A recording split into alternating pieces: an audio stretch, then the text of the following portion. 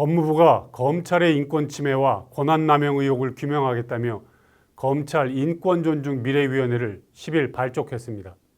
위원회 이름과 달리 이 위원회는 이재명 대통령 사건을 재조사하는 목적입니다. 위원회는 출범 직후 대장동, 위례신도시 개발 비리, 쌍방울 불법 대북 송금 등 7개 사건을 조사 대상으로 정하고 이 사건을 조사할 독립적인 조사기구를 대검찰청에 설치해달라고 법무부에 요청했습니다.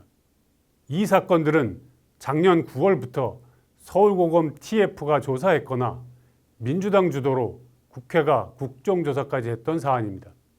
하지만 조작은 드러난 게 없습니다.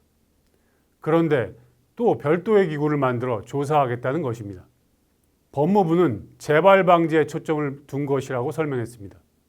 하지만 그것이 주된 목적이라면 대검에 조사기구까지 만들 이유가 없습니다.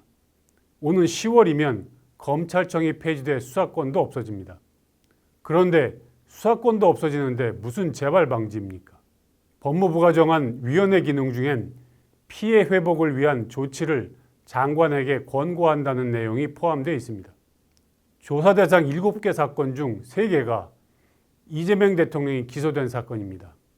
법무부 장관이 검찰에 직접 이 대통령 사건 공소 취소를 지휘할 명분이 없으니 위원회로 하여금 공소 취소를 권고하게 한 뒤 이를 공소 취소 명분으로 삼으려는 것이라는 말이 나올 수밖에 없습니다. 진보 성향 일색인 위원회 위원 7명의 면면을 봐도 그런 의심을 갖기에 충분합니다. 민변 회장 출신인 위원장은 검찰 수사권 폐지를 주장했던 사람입니다. 여기에 조국 전 조국혁신당 대표 변호인, 진보 성향 법관 모임인 국제인권법 연구회 핵심 멤버, 참여연대 사법감시센터 소장을 지낸 교수 등 대부분 친정권 성향 인물들이 위원으로 참여하고 있습니다. 특히 위원 중 한 명인 인권연대 사무국장은 몇 달 전 유튜브 방송에 나와 이 대통령 사건 공소 취소는 해야 할 일이라며 법무장관이 검찰을 지휘해서 하면 된다고 했던 사람입니다.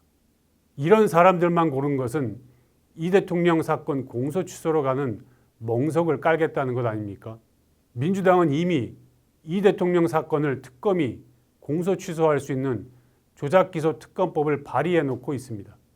대통령 사건 공소 취소 권한을 가진 특검을 대통령이 임명하는 것은 자기 사건 재판관을 자기가 임명하는 것으로 사법의 대원칙을 위배하는 것입니다.